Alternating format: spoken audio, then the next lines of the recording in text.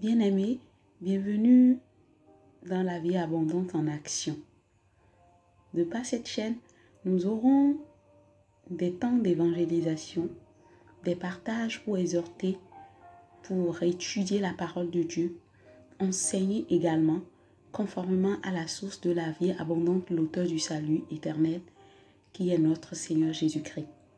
Nous aurons aussi des temps de prière, selon que le Saint-Esprit nous orientera par sa grâce, pour les personnes en détresse, les affligés, les malheureux, les couples, les familles, les peuples, les nations, etc.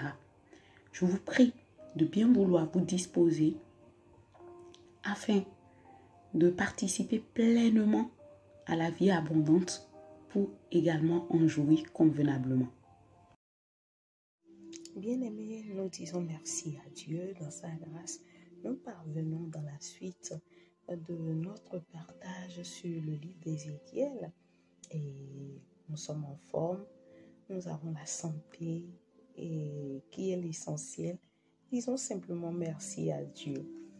Alors aujourd'hui, nous allons aborder le 36e chapitre pour notre partage de vie et vie en abondance et je le lis.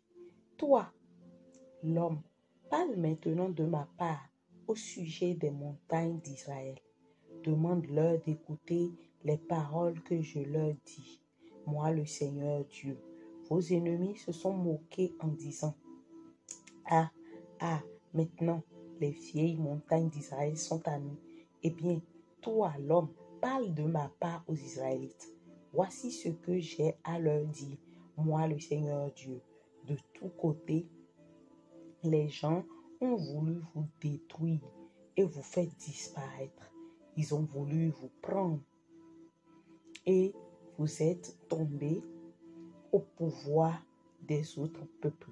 Ceux-ci se sont moqués de vous et vous ont insulté.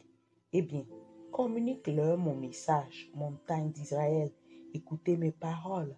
Moi, le Seigneur Dieu, je le dis aux montagnes et aux collines, aux torrents et aux vallées.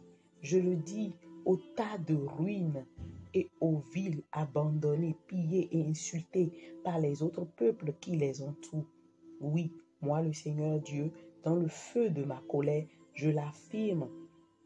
Je parle contre les autres peuples et contre Édom tout entier. Avec une joie débordante et un profond mépris, ils ont pris mon pays pour piller ses pâturages. C'est pourquoi toi l'homme, parle de ma part au pays d'Israël. Tu diras aux montagnes et aux collines, aux torrents et aux vallées que moi, le Seigneur Dieu, je vais laisser agir ma colère, ma violente colère. Je leur dis, les autres peuples vous ont couvert de honte.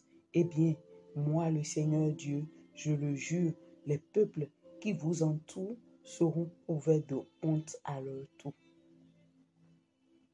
À ce moment-là, sur les montagnes d'Israël, les arbres feront pousser leurs branches et produiront des fruits pour vous, Israélites, mon peuple.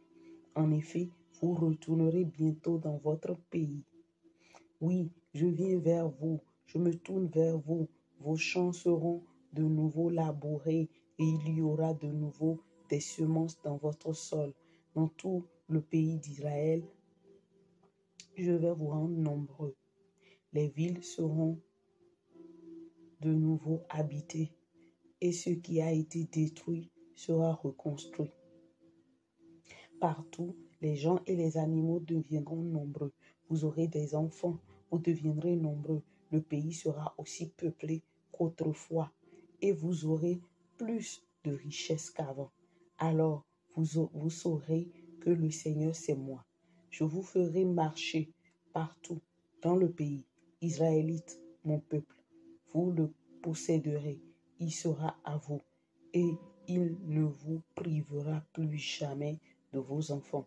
Voici ce que je dis, moi le Seigneur Dieu. On raconte que le pays d'Israël dévore ses habitants, qu'il prive son pays de ses enfants. Eh bien, le pays ne dévorera plus ses habitants. il ne privera plus son peuple et ses enfants.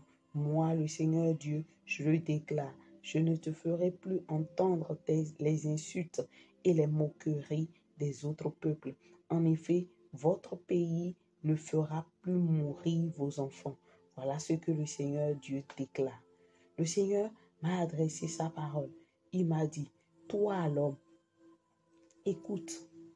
Quand les Israélites habitaient encore dans leur pays, ils se sont vraiment mal conduits et ils ont rendu leur pays impur. Leur vie a été aussi impure que le sang d'une femme pendant ses règles. Ils ont rendu le pays impur par le sang qu'ils ont répandu là-bas et par le faux Dieu. C'est pourquoi j'ai répandu sur eux ma violente colère. Je les ai fait partir parmi les autres peuples dans des pays étrangers. Ainsi, je les ai jugés selon leur conduite et leur action.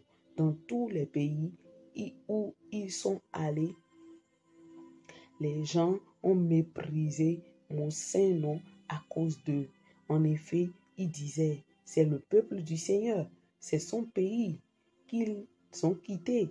Et cela m'a ému de voir ceci. Mon saint nom était méprisé dans les pays étrangers à cause des Israélites qui arrivaient chez eux. C'est pourquoi dis-leur, voici le pays, voici les paroles du Seigneur Dieu, ce que je vais faire, gens d'Israël. Je ne le ferai pas à cause de vous, je le ferai pour faire respecter mon saint nom. Oui, des gens l'ont méprisé à cause de vous dans les pays où vous êtes allés. À cause de vous, les autres peuples ont méprisé mon nom. Eh bien, je leur montrerai que je suis le Dieu grand et saint, et je ferai cela en me servant de vous. Alors, ces peuples sauront que le Seigneur, c'est moi, et je le déclare, moi le Seigneur Dieu. Je vous retirerai du milieu des autres peuples et des pays où vous habitez. Je vous rassemblerai, je vous ramènerai sur votre terre. Je verserai sur vous de l'eau pure et vous serez purs. Je vous purifierai de toutes vos actions impures que vous faites pour les faux dieux. Je vous donnerai un cœur nouveau. Je mettrai en vous un esprit nouveau. J'enlèverai votre cœur de pierre et je vous donnerai un cœur de chair. Je mettrai en vous mon esprit. Ainsi, je vous rendrai capable d'obéir à mes lois, de respecter et de faire ce que je vous ai commandé. Alors, vous habiterez le pays que j'ai donné à vos ancêtres. Vous serez mon peuple et je serai votre Dieu. Je vous délivrerai de toutes vos actions impures. Je ne vous enverrai plus de famine, mais je ferai pousser le blé et vous en récolterez en grande quantité. Grâce à moi, vos arbres donneront beaucoup de fruits et vos champs produiront des récoltes abondantes. Alors, vous ne connaîtrez plus la honte d'avoir faim devant les autres peuples. À ce moment-là, vous vous souviendrez de votre conduite mauvaise et de vos actes qui n'étaient pas bons. Vous devez le savoir. Ce n'est pas à cause de vous que j'agis. Je le déclare, moi le Seigneur Dieu. Vous devriez plutôt avoir honte et regretter votre conduite, gens d'Israël. Voici ce que je dis, moi le Seigneur Dieu, quand je vous purifierai de toutes vos fautes grâce à moi, les villes seront de nouveau habitées et ce qui a été détruit sera reconstruit. Les champs abandonnés seront de nouveau labourés et les passants ne verront plus les terres non cultivées. Et on dira, ce pays détruit est devenu comme le jardin d'Éden. Les villes qui étaient devenues des tas de pierres qui avaient été détruites et abandonnées ont été reconstruites et les gens y habitent de nouveau. Alors, les pays qui existeront encore autour de vous le sauront. Moi, le Seigneur, je reconstruis les villes détruites et je replante ce qui était arraché. C'est moi, le Seigneur, qui ai parlé et je fais ce que je dis. Voici, ce que j'affirme, moi le Seigneur Dieu. Je laisserai de nouveau les Israélites me prier et je leur répondrai en les rendant aussi nombreux que des moutons d'un troupeau. Autrefois, pendant les grandes fêtes, Jérusalem était remplie d'animaux qui devaient être offerts en sacrifice. Ils venaient par troupeaux entiers. Eh bien, les gens qui reviendront habiter vos villes détruites seront aussi nombreux. Alors tout le monde saura que le Seigneur, c'est moi. Amen. Amen. Et nous sommes en train vraiment d'avancer vers la découverte de l'avenir de gloire que Dieu a prévu pour Israël. Et vous verrez que cet avenir de gloire, ce n'est pas que pour Israël. Et pour ne pas en fait sortir du texte, je vais d'abord l'intituler le rétablissement d'Israël. Et si vous voulez, ce rétablissement est acté par le Seigneur lui-même après sa colère contre les peuples qui se sont levés contre Israël et contre Édom, qui est aussi une proche parente famille à Israël et contre Israël eux-mêmes. Parce que si vous avez la mémoire plus claire, plus nette et que vous avez suivi tout ce par quoi nous sommes passés jusque-là, nous avons vu comment la colère de Dieu s'était déclenchée, que ce soit contre les Israélites eux-mêmes à cause de leur méfaisance. Et d'ailleurs, le texte l'a précisé quelque part. Le texte l'a précisé, je pense, à partir du verset 16. Le Seigneur m'a adressé sa parole. Il m'a dit, toi l'homme, écoute, quand les Israélites habitaient encore dans leur pays, ils se sont vraiment mal conduits et ils ont rendu leur pays impur. Donc, bref, donc vous savez que nous avons vu le jugement de Dieu contre ces impuretés et nous avons vu aussi le jugement de Dieu contre les autres nations qui se sont moquées, qui sont venues encore à charge pour les détruire quand ils étaient en train de passer par le malheur. Et nous avons bien eu soin de partager sur le fait de ne pas rechercher le mal de nos semblables quand ils sont en train de passer par la sentence de Dieu, de ne pas critiquer, de ne pas se moquer, de ne pas en mépriser. Bref, on a appris tas de choses et je prie que l'Esprit de Dieu les grave sur la table de nos cœurs pour les mettre en application dans le nom de Jésus. Donc, on voit en fait que après que Dieu est passé à toutes ces nations au crible, eh bien, il a choisi maintenant de se souvenir de son peuple en premier pour pouvoir les consoler.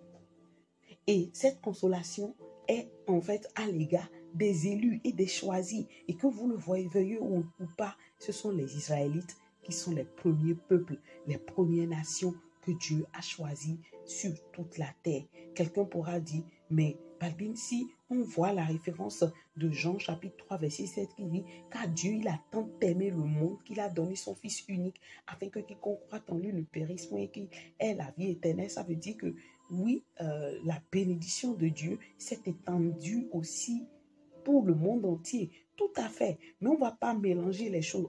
On n'ira pas à pas.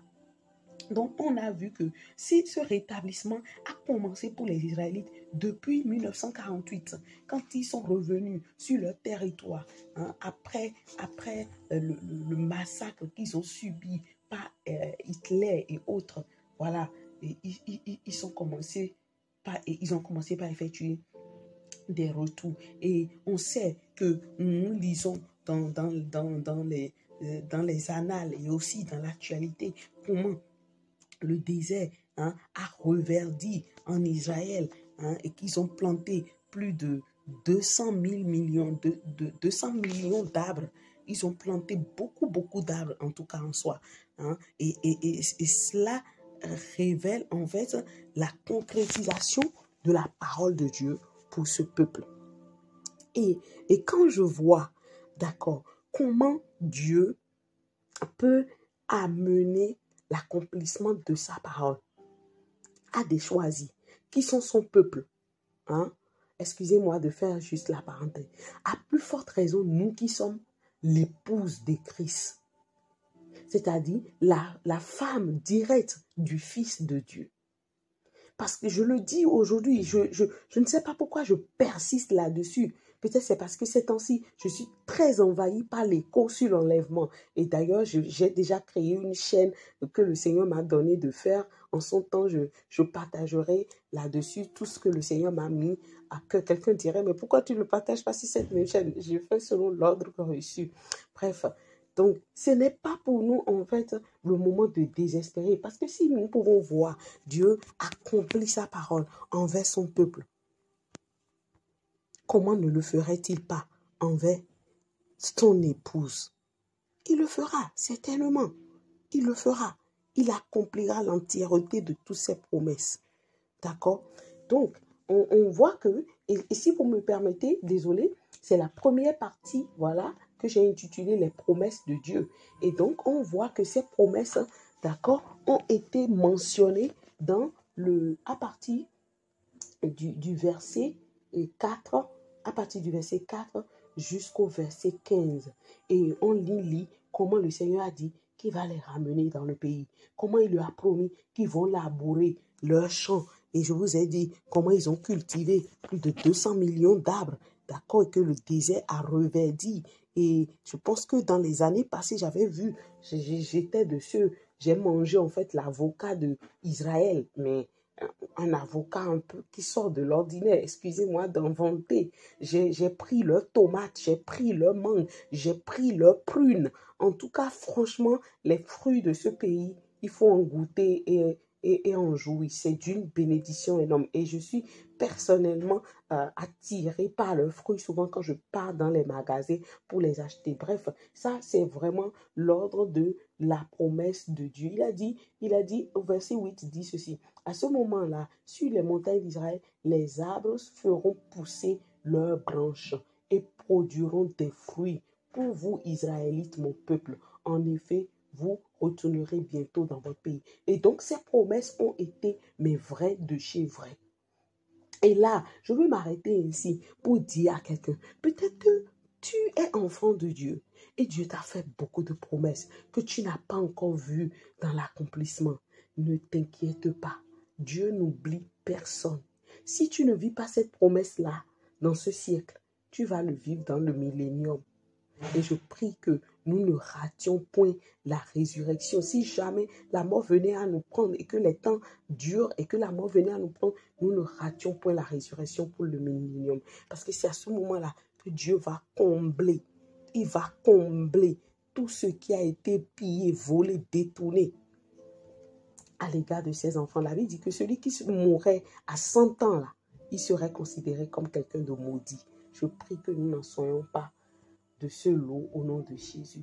Et je crois que je reviens là-dessus ces temps-ci régulièrement et je crois que le Seigneur est en train de communiquer son cœur à quelqu'un par cette parole. Donc Dieu promet que le pays d'Israël, autrefois désolé, dévasté, redeviendrait fertile au point d'être comparé en beauté au jardin d'Éden. Et quelqu'un dira, mais enfin, pourquoi se fait-il alors qu'aujourd'hui, ils sont en guerre? Ils sont en guerre à cause de leur désobéissance. Ils sont en guerre. Cette guerre, selon Dieu, peut-être, n'aurait pas pu avoir lieu. Parce que si vous voyez l'atroce et déplorable remarque qui a été faite pour que cette guerre soit déclenchée entre Palestine et Iran et autres aujourd'hui, c'est tout simplement parce qu'ils sont allés dresser en fait les dieux étrangers dans la vallée de Hinnom où les Palestiniens les ont attaqués pour les massacrer.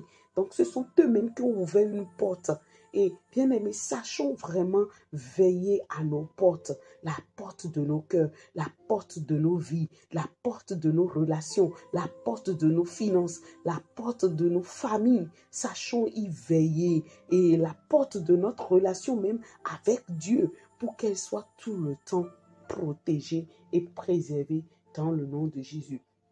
Donc, alors, ces promesses semblent aussi d'actualité, bien qu'en dépit de la confusion qu'ils subissent actuellement, mais Dieu ne les a pas oubliés. Ils ne sont pas oubliés par Dieu. Parce que si vous avez un peu plus comment dire, vous avez le regard sur comment les choses se passent, enfin, ils ne sont pas délaissés. Ils ne sont pas délaissés. Quand j'ai vu comment les États-Unis, cette semaine, se sont levés pour aller bombarder les sites de nucléaire des Iraniens, je vois en fait que Dieu ne délaisse pas son peuple, il ne délaisse pas ses enfants. Donc, certainement, on voit que ce temps passera.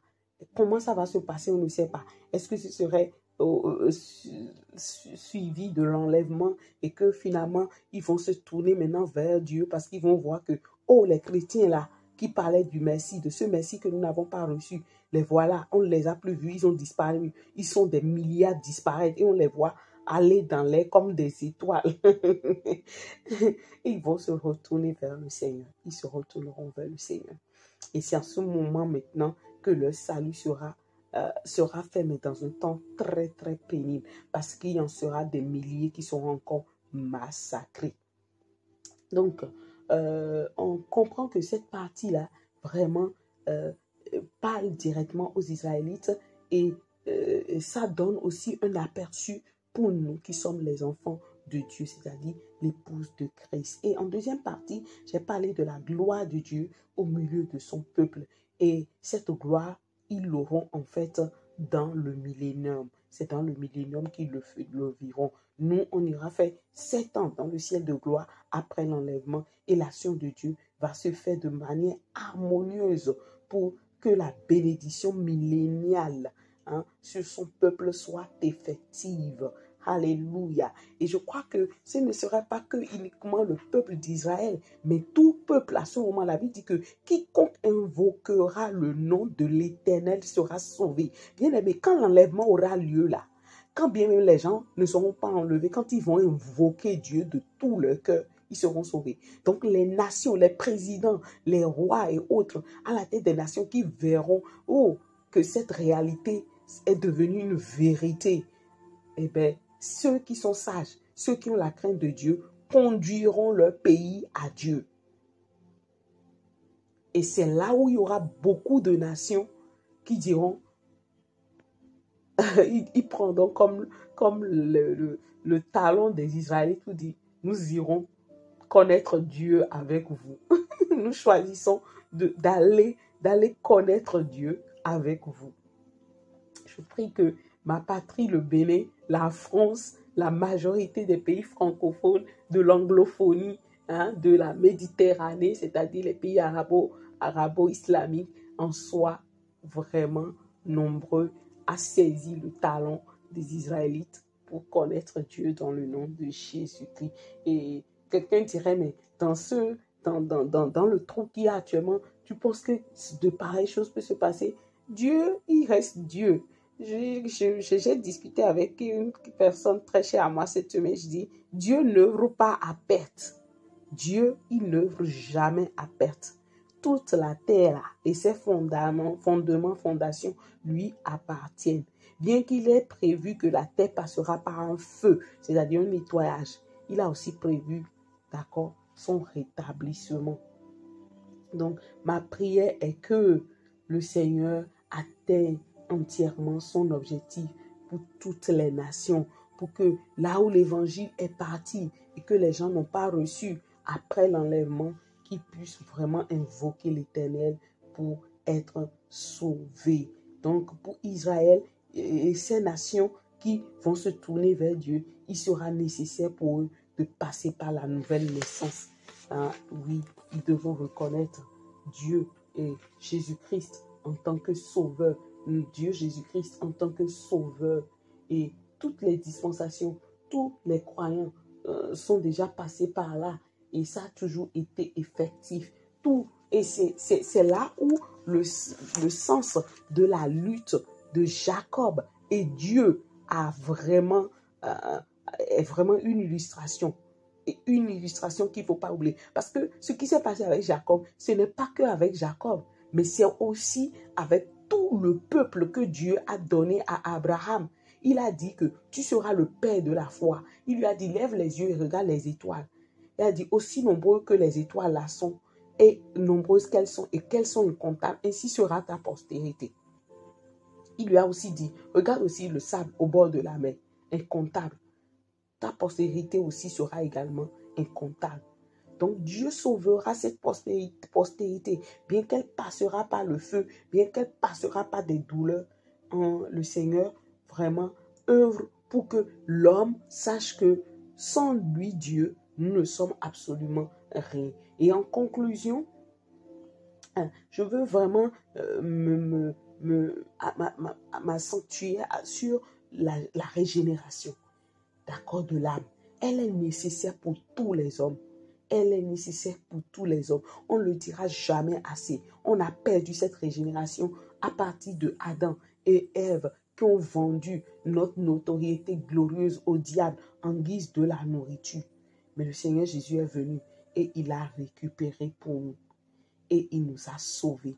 Donc, quelqu'un dira, donc, si on comprend bien, ceux qui seront des Israélites, des nations, ne seront pas mélangés à l'épouse de Dieu, c'est-à-dire le peuple de Dieu. Exactement, on ne sera pas mélangé. C'est l'épouse de Dieu qui sera choisie qui a été choisie, qui sera établie sur les nations qui resteront pour gouverner ces nations-là quand Christ rentrera dans sa gloire de millénium en son temps dans le nom de Jésus.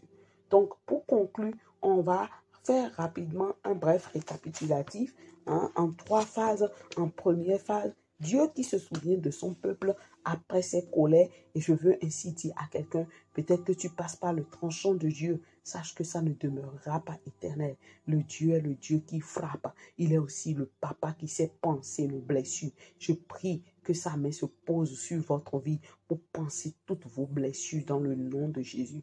Et en secondo, il est de celui qui, de par les promesses qu'il a faites à son peuple, il les a accomplies. Et comme je l'ai dit au début, peut-être que tu as une promesse de la part de Dieu qui n'est pas encore accomplie. Sois patient, du vivant ou de ta mort et même bien après. Sache que Dieu n'est pas un menteur. Il est de celui qui se souvient de ses paroles pour l'accomplir. Il va l'accomplir.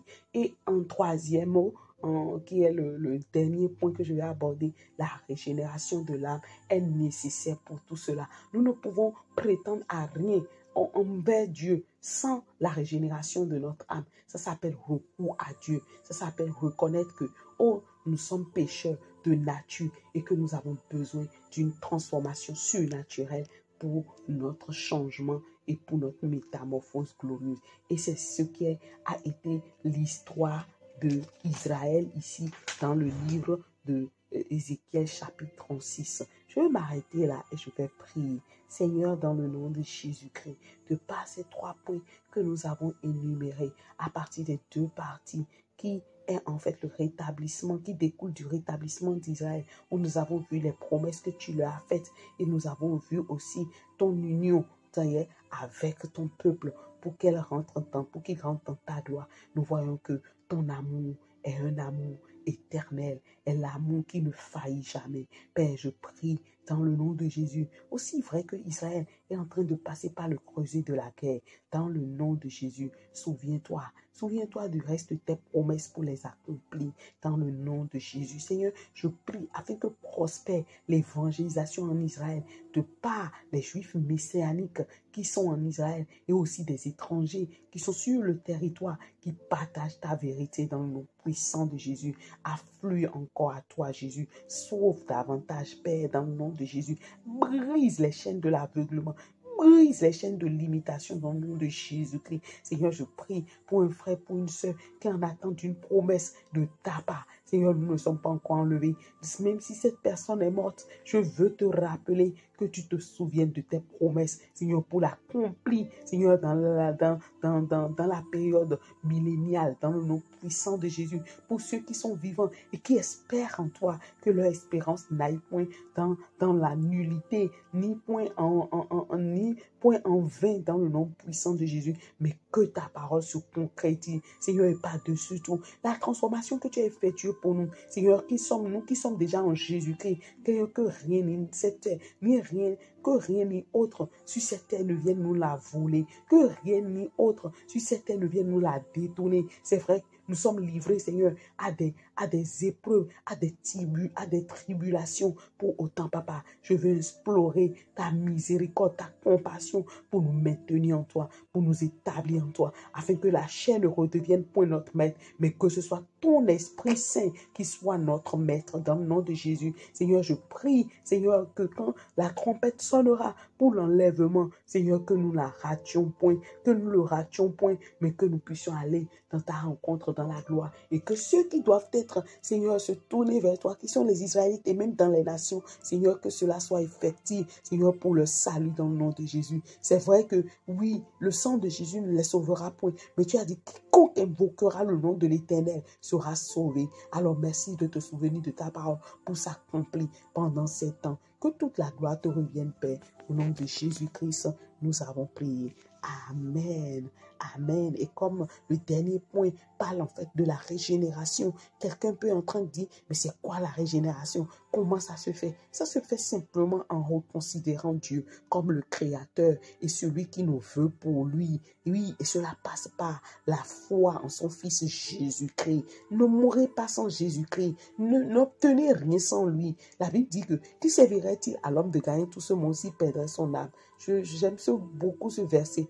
Ça recadre, et surtout dans la saison où nous sommes, où tout porte à quoi qu'on peut courir après l'argent, chercher l'argent. Mais si on n'a pas Dieu, on n'est rien. Et obtenir Dieu ne passe que par Jésus-Christ, son Fils. Il a dit, je suis le chemin, la vérité et la vie. Nul ne va au Père que par moi. Alléluia.